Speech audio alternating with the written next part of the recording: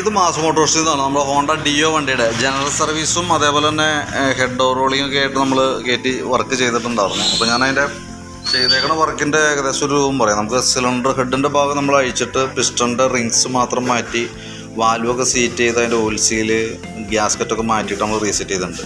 അതുപോലെ കാർബറേറ്ററൊക്കെ ഫുള്ളായിട്ട് ക്ലീൻ ചെയ്ത് റീസെറ്റ് ആക്കിയിട്ടുണ്ട്. എയർ ഫിൽറ്റർ നമ്മൾ ചേഞ്ച് ചെയ്തിട്ടുണ്ട്. ക്ലച്ചിനകത്തായാലും ക്ലച്ചിൻ്റെ ഭാഗമൊക്കെ ഫുൾ ക്ലീൻ ചെയ്ത് ഗ്രീസിങ് നടത്തി അതിൻ്റെ റോളർ പിന്നെ കാര്യങ്ങളൊക്കെ മാറ്റിയിട്ട് റീസെറ്റ് ചെയ്തിട്ടുണ്ട്. അതേപോലെ തന്നെ ബാക്കിലത്തെ ഗിയർ ബോക്സിൻ്റെ ഓയിൽ മാറ്റിയിട്ടുണ്ട്. ബാക്ക് ബ്രേക്ക് ലൈനർ മാറ്റിയിട്ട് എഞ്ചിൻ ഓയിൽ മാറ്റിയിട്ടുണ്ട്. അപ്പോൾ ഇത്ര നിലവിൽ നമ്മൾ വർക്ക് ചെയ്തേക്കണുണ്ട്. പിന്നെ നമ്മൾ വണ്ടി ഉണ്ടല്ലോ ജസ്റ്റ് ഒന്ന് ഓടിച്ച് നോക്കുന്ന സമയത്ത് നമുക്ക് ഈ ഫ്രണ്ട് ഭാഗത്തുനിന്ന് നല്ല ഷെയ്ക്ക് കാണിക്കുന്നുണ്ട്. ഫ്രണ്ട് ഭാഗത്തുനിന്ന് ഷെയ്ക്ക് കാണിക്കുന്നുണ്ട്. ബ്രേക്ക് ഒന്നും അത്ര സ്മൂത്ത്നെസ് ഇല്ല. കാരണം ഞാൻ ബ്രേക്കിൻ്റെ എന്ന് പറഞ്ഞാൽ ഇവിടെയൊക്കെ ലിവറൊക്കെ ശരിക്കും ഓവലായി പോയിട്ടുണ്ട്. പിന്നെ അതേപോലെ തന്നെ ബ്രേക്കിൻ്റെ കേബിളുകൾ രണ്ട് ബ്രേക്കിൻ്റെ ഫ്രണ്ടിൻ്റെയും കോമ്പി ബ്രേക്കിൻ്റെയും കേബിൾ ഇവിടെ ലോഡായി കിടക്കുകയാണ്. അപ്പോൾ അതുകൊണ്ട് തന്നെ ബ്രേക്ക് ഒരു സുഖമല്ല. പിന്നെ ഇവിടെ വന്ന ബുഷുകൾ കംപ്ലൈൻറ്റ് ഉണ്ട്. അതിൻ്റെയാണ് നമുക്ക് ശരിക്കും ഷിവറിങ്ങും വണ്ടി ഓടിക്കുന്ന സമയത്ത് ഗട്ടറിലൊക്കെ ചാടുമ്പോൾ നല്ല അടി കാണിക്കുന്നത് അതിൻ്റെയാണ്. അപ്പോൾ നിലവിൽ നമുക്കിപ്പോൾ ബാക്ക് പോർഷനൊക്കെ നമ്മൾ അത്യാവശ്യം വർക്ക് കംപ്ലീറ്റ് ആയിട്ടുണ്ട്. ഫ്രണ്ടിലേക്ക് വരുമ്പോഴത്തേക്കും തന്നെ ബുഷുകൾ ഫ്രണ്ടിലെ ഗ്രീൻ ബുഷ് ഇവിടുത്തെ കോളർ ബുഷ് അതേപോലെ കേബിളുകൾ അതേപോലെ ഇവിടെ വരുമ്പോൾ ലിവർ ഈ ക്ലച്ചിൻ്റെ ലിവറും അതിൻ്റെ ഹോൾഡറാണ് തേയ്മാനം വന്നേക്കണേ. അല്ല ക്ലച്ചിൻ്റെ അല്ല ബ്രേക്കിൻ്റെ.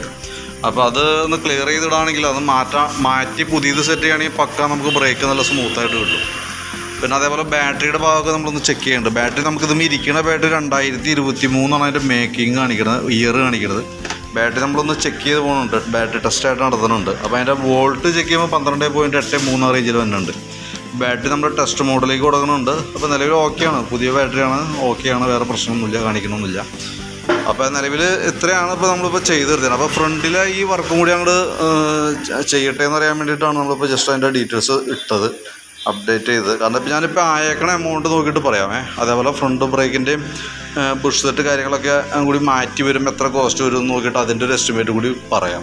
അപ്പോൾ നോക്കിയിട്ടൊന്ന് റിപ്ലൈ ഇടാം. അതേപോലെ തന്നെ നമുക്ക് വണ്ടിക്ക് പൊല്യൂഷനൊന്നുമില്ല. പൊല്യൂഷൻ സർട്ടിഫിക്കറ്റ് ഫെയിൽഡാണ്, പൊല്യൂഷൻ തീർന്ന് നടക്കണം. അപ്പോൾ അതൊന്നും എടുക്കേണ്ടതായിട്ടുണ്ട്. പിന്നെ അതിൻ്റെ എഞ്ചിൻ റൂമിൻ്റെ ഉള്ളൊക്കെ അത്യാവശ്യം നല്ല രീതിയിൽ ചെളിയാണ്.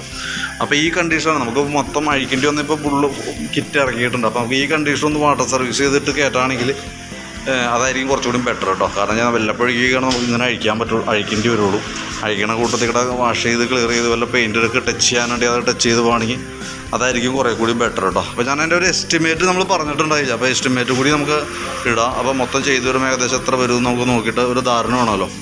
അപ്പോൾ അത് ഞാനൊന്ന് വാട്സാപ്പിലേക്ക് ഒന്ന് സെൻഡ് ചെയ്തിടാം. അപ്പോൾ നോക്കിയിട്ടൊന്ന് റിപ്ലൈ ഇടണം കേട്ടോ. വണ്ടി വർക്ക് ബാക്കിയത്തെ കഴിഞ്ഞിട്ട് ഇനി ഫ്രണ്ടിൻ്റെ വർക്കും വാട്ടർ സർവീസും കാര്യങ്ങളൊക്കെയാണ് ചെയ്യാനുള്ളത്. അപ്പോൾ വണ്ടി ഒന്ന് വൈകിട്ടത്തേക്ക് എടുക്കാം നമുക്ക്.